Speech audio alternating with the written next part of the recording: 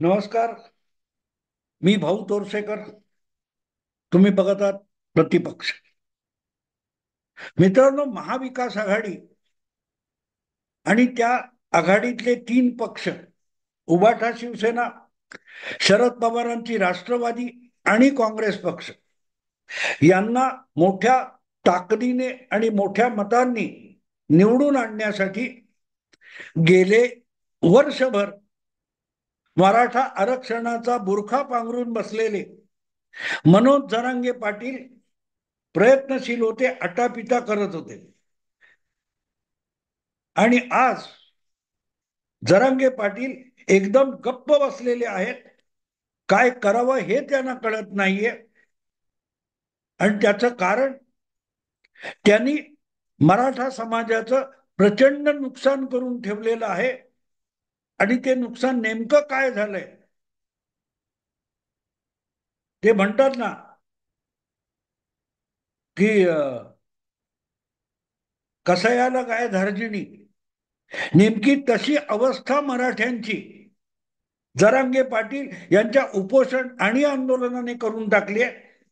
का ज्यांनी मराठ्यांना आजपर्यंत आरक्षण सत्ता हातात असून सुद्धा दिलं नाही, आणि त्याच्याही पलीकडे जाऊन मराठ्यांना आरक्षणाची गरज सुद्धा नाही, अशी मराठा आरक्षणाची खिल्ली ज्या शरद पवारांनी उडवलेली होती, त्या शरद पवारांच्या इशाऱ्यावर चालणाऱ्या महाविकास आघाडीला सत्तेत आणण्यासाठी जरांगे पाटील अहोरात्र राबले.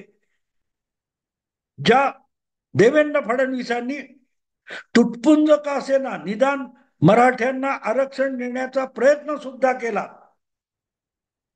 त्यांना बदनाम करत आरक्षण नाकारणाऱ्यांच्या पाठी मराठ्यांना घेऊन जाण्याचा जे काय उद्योग जरांगे पाटलांनी केला, त्याचा दुष्परिणाम मराठ्यांना भोगायची वेळ आली आहे. जरांगे पाटील नामानिराळे राहिले. महाविकास आघाडी ही मुळातच मराठ्यांचं आरक्षण त्यांना मिळू नये, देवेंद्र फडणवीस परत दुसऱ्यांदा मुख्यमंत्री झाला तर हायकोर्टात टिकवलेलं मराठ्यांचं आरक्षण हे सुप्रीम कोर्टात सुद्धा फडणवीस टिकवून दाखवेल. आणि तसं झालं तर मराठ्यांना आरक्षण मिळेल. ते मिळू नये म्हणूनच महाविकास आघाडीचा महाराष्ट्रात प्रयोग झाला. लक्षात ठेवा, देवेंद्र फडणवीस यांच्या नेतृत्वाखालच्या महायुतीला 5 वर्षापूर्वी मतदारांनी स्पष्ट कौल दिलेला होता, परत एकदा देवेंद्र फडणवीस मुख्यमंत्री व्हावे. ही मतदाराची इच्छा होती. ती हाणून पाडताना शरद पवारांनी उद्धव ठाकरेंना महायुतीतून फोडून इकडे आणलं आणि मुख्यमंत्री केलं. आणि 2.5 वर्षामध्ये सुप्रीम कोर्टात मराठा आरक्षण टिकवण्यासाठी जे प्रयत्न करायला पाहिजे होते ते उद्धव ठाकरे यांनी केले नाहीत. उद्धव ठाकरे सरकारने आरक्षणाचा बोजवारा सुप्रीम कोर्टात कसा उडेल यासाठी प्रयत्नांची पराकाष्ठा केली. आणि त्याचे परिणाम मराठ्यांना भोगावे लागत आहेत. आणि तरीही 2.5 वर्षानंतर सत्तांतर झालं तेव्हा परत एकदा नव्या पठडीमध्ये आणि नव्या प्रयत्नातून फडणवीस आणि शिंदे यांच्या महायुतीने मराठ्यांना आरक्षण मिळवून दिलेलं आहे. तरीही जरांगे पाटील यांचं उपोषण किंवा आंदोलन हे फडणवीसांच्या विरोधात असतं आणि शरद पवारांना समर्थन देणारं असतं, तेव्हा ते मराठ्यांच्या पायावर कुऱ्हाड मारण्यासाठी असतं. हे वेगळं सांगण्याची गरज नाही. वेगळं सांगण्याची गरज नाही. आणि काय नुकसान झालंय त्याचा मी पुरावा घेऊन आलोय मित्रांनो. आज मी जरांगे पाटील यांच्या मागे बेभान होऊन धावत सुटलेल्या मराठ्यांना, मराठ्यांच्या लेकरांना एक मोठा पुरावा द्यायला आलोय की तुमचं नुकसान जरांगे पाटील आणि त्यांचे बोलवते धनी शरद पवार यांनी कसं केलंय. महाविकास आघाडीला मराठा बिलकुल नकोसा झालाय. याचा पुरावा मी घेऊन आलोय. अगदी 2 आठवड्यापूर्वीची की 1 आठवड्यापूर्वीची गोष्ट आहे. आपल्या विरुद्ध एवढी गरळ ओकणाऱ्या जरांगे पाटील यांच्या विरोधात देवेंद्र फडणवीसांनी चकार शब्द उच्चारला नव्हता. अजिबात चकार शब्द उच्चारला नाही. कधी अपमानास्पद भाषा केली नाही. जरांगे पाटलांनी एकेरी आणि अपमानास्पद, अगदी अपशब्द आणि शिवीगाळ पर्यंत देवेंद्र फडणवीसांच्या विरुद्ध वक्तव्य केली, तरीही अपमानास्पद असा कुठलाही शब्द जातीचा असो किंवा व्यक्तिविषयी असो देवेंद्र फडणवीसांनी उच्चारला नाही. पण 2 आठवड्यापूर्वी देवेंद्र फडणवीसांनी त्याच जरांगे पाटील यांना एक आवाहन केलं होतं की शिव्या घाला, फडणवीसाला, ब्राह्मणांना हव्या तेवढ्या शिव्या घाला, पण ज्या महाविकास आघाडीला सत्तेवर आणण्यासाठी आणि निवडणुका जिंकण्यासाठी जरांगे पाटील मदत करतायत, त्या जरांगे पाटलांनी महाविकास आघाडीच्या 3ही पक्षांकडून एक लेखी आश्वासन घ्यावं की उद्या महाविकास आघाडी महाराष्ट्रात सत्तेवर आली तर महायुतीपेक्षा अधिक चांगलं आरक्षण मराठ्यांना मिळवून देतील. ओबीसी कोट्यातून मराठ्यांना महाविकास आघाडी आरक्षण मिळवून देईल, हे लेखी आश्वासन महाविकास आघाडीच्या 3ही पक्षांकडून घ्यावं, असं आव्हान फडणवीसांनी जरांगे पाटलांना दिलं होतं. जरांगे पाटील यांनी त्यासाठी काँग्रेस, राष्ट्रवादी शरद पवार गट आणि उद्धव बाळासाहेब ठाकरे शिवसेना, उभाठा शिवसेना यांच्याकडे कोणते प्रयास केले याचा पत्ता नाही. पण त्यांनी दलित, मुस्लिम, मराठा अशी एक नवी आघाडी बनवून निवडणुकीच्या आखाड्यात उडी घेण्याची तयारी केली. पण यासाठी ज्यांना जिंकण्यासाठी आपण लोकसभेत मदत केली आणि विधानसभेत मदत करायला निघालोय, त्यांच्याकडून हे लेखी आश्वासन घ्यायला जरांगे पाटील गेले पण नाही. पण गंमत बघा मित्रांनो, जी दलित, मुस्लिम, मराठा आघाडी बनवायला जरांगे पाटील निघाले होते आणि छत्रपती संभाजीनगरला जाऊन त्यांनी आनंदराज आंबेडकर, मला वाटतं, आणि सज्जाद नोमानी ह्या दलित आणि मुस्लिम नेत्याची भेट घेतली आणि त्यांच्याबरोबर चर्चा केली. त्यापैकी हे नोमानी जे आहेत, सज्जाद नोमानी, हे मुस्लिम पर्सनल लॉ बोर्डाचे प्रवक्ते आहेत, नेते आहेत.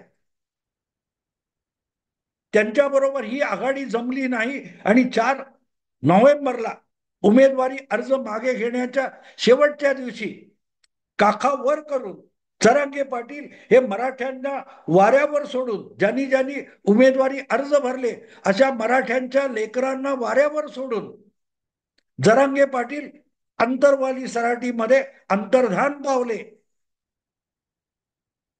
पण जरांगे पाटील यांनी केलेल्या चर्चेनंतर मुस्लिम पर्सनल लॉ बोर्डाचे नेते सज्जाद नोमानी यांनी मात्र महाविकास आघाडीच्या नेत्यांकडे मराठे गेले तेल लावत मुस्लिमांचं कल्याण करा म्हणून एक मागणी पत्र सादर केलं. जरांगेंनी ज्यांच्याबरोबर हातमिळवणी केली त्यांनी मराठ्यांची कशी दगाबाजी केली, त्याचा यापेक्षा मोठा पुरावा काय असू शकेल. जे जरांगे पाटील दलित, मुस्लिम, मराठा आघाडी करायला निघाले होते, त्यातले मुस्लिम नेते नौमानी हे महाविकास आघाडीच्या 3ही पक्षाच्या नेत्यांना भेटतात, पण मराठ्यांची कुठली मागणी महाविकास आघाडीच्या पक्षांसमोर आणि नेत्यांसमोर ठेवत सुद्धा नाहीत. ते फक्त मुस्लिमांच्या मागण्या ठेवतात. लोकसभा निवडणूक असो की विधानसभा निवडणूक असो, या कालखंडामध्ये तुम्ही नोमानी हे नाव कुठे ऐकलेलं नव्हतं. जरांगे पाटील यांनी जी नवी दलित, मुस्लिम, मराठा आघाडी बनवायचा प्रयत्न केला, त्यानंतर हे नोमानी पिक्चरमध्ये आले. तोपर्यंत नोमानी कोण आहे काय आहे याची कुठल्याही माध्यमात फारशी चर्चा झालेली नव्हती. पण जरांगे पाटील यांनी दलित मुस्लिम मराठा आघाडीचा जो रस्ता बनवला, त्याचा मुस्लिमांसाठी हायवे बनवून सज्जाद नोमानी महाविकास आघाडीच्या तीनही पक्षांकडे पोहोचले आणि त्यांनी त्या तिघांना आपलं मागणी पत्र, फक्त मुस्लिमांचं मागणी पत्र सादर केलं. काय 17-18 आमच्या सुशील कुलकर्णीने ती सगळे मागण्यांची पत्र आणि त्याची मीमांसा केलेली आहे. पण त्या सगळ्या मागणी पत्रामध्ये कुठेही दलित आणि मुस्लिम यांच्या विषयीचा काडी मात्र उल्लेख सुद्धा नाही. क्लिअर. नोमानी हे फक्त मुस्लिमांच्या मागण्या घेऊन तीनही पक्षांकडे गेले. नाना पटोले काँग्रेसचे, राष्ट्रवादी शरद पवार गटाचे जयंत पाटील आणि उबाठाचे उद्धव ठाकरे.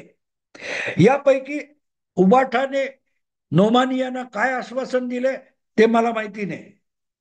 पण काँग्रेस आणि शरद पवार राष्ट्रवादी गट या दोघांनी नोमानी यांना लेखी स्वरूपात पत्र दिलं की जर त्यांचं बहुमत आणि सत्ता आली तर ज्या मुस्लिमांसाठीच्या मागण्या नोमानींनी सादर केलेल्या आहेत त्याच्यावर विचार करून योग्य आणि आवश्यक तो निर्णय घेतला जाईल, असं कमीत कमी कागदोपत्री आश्वासन दिलं. त्यामध्ये काय काय आक्षेपार्ह मागण्या आहेत त्या सगळ्या आमच्या सुशील कुलकर्णीने सांगितलेल्या आहेत. म्हणजे अगदी काय त्या भाजपचा आरोपच लक्षात घ्यायचा तर महाराष्ट्राला किंवा भारताला पाकिस्तान राष्ट्र जाहीर करा, ही मागणी सोडून बाकी सगळं हिंदूंवर अन्याय आणि मुस्लिमांना भरभरून द्यायचं, अशा त्या मागण्या आहेत. त्याचा उल्लेख मी इथे करणार नाही, त्याची गरजही नाही, कारण माझा मुद्दा वेगळा आहे. माझा मुद्दा असा आहे मित्रांनो की जे आव्हान जरांगे पाटलांना देवेंद्र फडणवीसांनी दिलेलं होतं, जे आव्हान की जा महाविकास आघाडीकडे जा, त्यांच्या 3 पक्षांकडे जा आणि त्यांचं सरकार आलं तर जरांगे पाटलांच्या मराठ्यांसाठी असलेल्या मागण्या हे 3 पक्ष पूर्ण करण्याची संपूर्णपणे जबाबदारी घेतात, असं लेखी पत्र लिहून घ्या. फडणवीसांनी स्वतःसाठी किंवा ब्राह्मणांसाठी जरांगे पाटलांनी महाविकास आघाडीकडे जावं असं बिलकुल सांगितलेलं नाही. फडणवीसांनी मराठ्यांच्या लेकरांसाठी आपलं सर्वस्व अर्पण करायला निघालेले जरांगे पाटील यांना एक साधं आवाहन केलं होतं की मराठ्यांच्याच कल्याणासाठी माझ्यापेक्षा अधिक चांगलं काम महाविकास आघाडीचे 3 पक्ष करतील, असं त्या 3 पक्षांकडून लिहून घ्या, असं सांगितलं होतं. जरांगे पाटील गेले की न गेले, या 3 पक्षांनी मराठ्यांच्या मतासाठी, कारण जरांगे पाटील हा आता मराठा मतदारांमध्ये परवलीचा शब्द झालाय असं एकूण माध्यमातल्या पत्रकारांचं मत आहे. आणि म्हणून महाविकास आघाडीला खरोखरच मराठ्यांची मतं हवी असतील तर त्यांनी जरांगे पाटील आपल्या दाराशी येईपर्यंत न थांबता अंतरवली सराटीमध्ये जाऊन जयंत पाटील, नाना पटोले, उबाठाचे संजय राऊत वगैरे वगैरे यांनी अंतरवली सराटीमध्ये जाऊन त्यांना पत्र द्यायला पाहिजे होती की महाविकास आघाडीचं सरकार आलं की 1 महिन्याच्या आत ओबीसी मधून मराठ्यांना आरक्षण देणार, कुणबी म्हणून आरक्षण देणार, हे घ्या. हे सांगायला मराठे का आपलं महाविकास आघाडीचे नेते का गेले नाहीत? मतं पाहिजेत ना तुम्हाला, मुस्लिमांची मतं पाहिजेत. म्हणून मुस्लिमांच्या वस्त्यांमध्ये संघटनांकडे पायऱ्या झिजवायला जाणारे महाविकास आघाडीचे नेते आणि पक्ष हे मराठ्यांकडे वळून आणि ढुंकून बघायला तयार नाहीयेत. किंवा फडणवीसांनी सांगितलं तसं हे घ्या लिहून दिलं. अरे तुमचं सरकार येईल तेव्हा नकार पण देता येतो. वचने किम दरिद्रता असं संस्कृत वचन आहे. अरे तोंड देखलं फसवण्यासाठी तरी, मराठ्यांना फसवण्यासाठी तरी आमचं सरकार आलं तर तुमचं आरक्षण करून टाकू, कुणबीमधून करू, ओबीसी मधून करू, असं फसवं खोटं लेखी आश्वासन द्यायला हरकत काय होती. पण लक्षात घ्या, महाविकास आघाडीच्या तीनही पक्षांना माहिती आहे की मराठे इतके लाचार आहेत की त्यांच्या दारात आपण कटोरा घेऊन जाण्याची गरज नाही. ते काँग्रेसला, राष्ट्रवादीला मतं द्यायला लाचार आहे. अटी घालतील तर मुस्लिम घालतील, म्हणून मुस्लिमांना सुस्कारलं पाहिजे, ही महाविकास आघाडीची भूमिका आहे. म्हणून पहिल्या भेटीत नोमानी यांनी नुसतं काय म्हणतात ते हे केलं, पत्र दिलं, मागण्या केल्या 17-19 काय असतील त्याबरोबर ताबडतोब त्यांना राष्ट्रवादी म्हणजे शरद पवार राष्ट्रवादी आणि काँग्रेस पटोले यांच्या पक्षांनी लेटर हेडवर आश्वासन लेखी दिलं. पण मराठ्यांना असं कुठलंही लेखी किंवा जाहीर सभेतून आश्वासन द्यायला सुद्धा काँग्रेस आणि राष्ट्रवादी आणि महाविकास आघाडी तयार नाही. ही मराठ्यांची लायकी आहे महाविकास आघाडीच्या दारात. महाविकास आघाडी स्पष्टपणे आहे की मराठे हे अगतिक लाचार आहेत, त्यांनी आमच्या मागे फरफटावं, आम्ही त्यांचं कल्याण करू, नुकसान करू. गुलामासारखं काँग्रेस राष्ट्रवादीला मराठ्यांनी मतं दिली पाहिजेत, हा त्यांचा हक्क आहे. आम्ही लाथा मारल्यात तरी तुम्ही आम्हाला सलाम केला पाहिजे, ही महाविकास आघाडीची भूमिका आहे. कारण महाविकास आघाडीला मराठा नकोसा झालाय, मुस्लिम हवासा झालाय. मुस्लिम हवासा, मराठा नकोसा ही महाविकास आघाडीची घोषित भूमिका आहे. घोषित भूमिका आहे. मराठ्यांची मतं खरोखरच महाविकास आघाडीला हवी असती आणि मराठ्यांविषयी थोडीशी जरी आस्था महाविकास आघाडीला असती तर त्यांनी स्वतःहून, जसं मुस्लिम मौलवींना किंवा त्या नोमानीला जसं लेखी पत्र आपल्या लेटर हेडवर लिहून दिलं, तसं पत्र स्वेच्छेने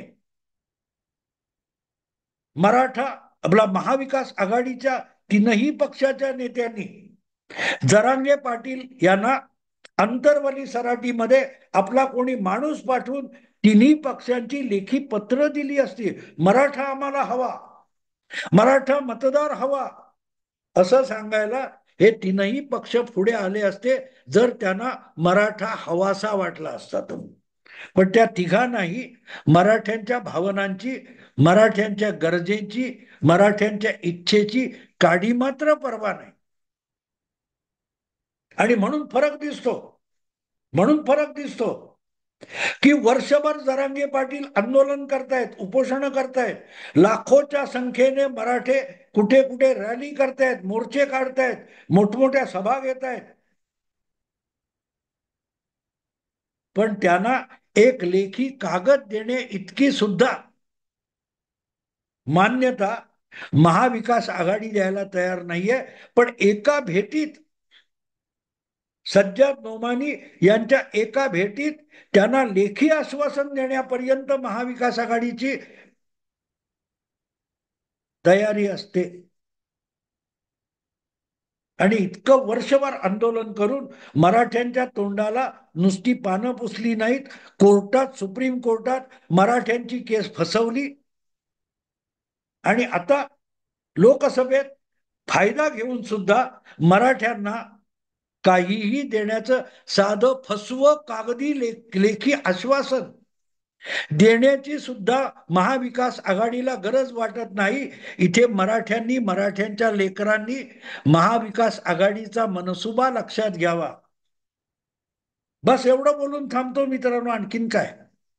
आवडलं लाईक करा, शेअर करा आणि प्रतिपक्षाला सबस्क्राईब करा. नमस्कार.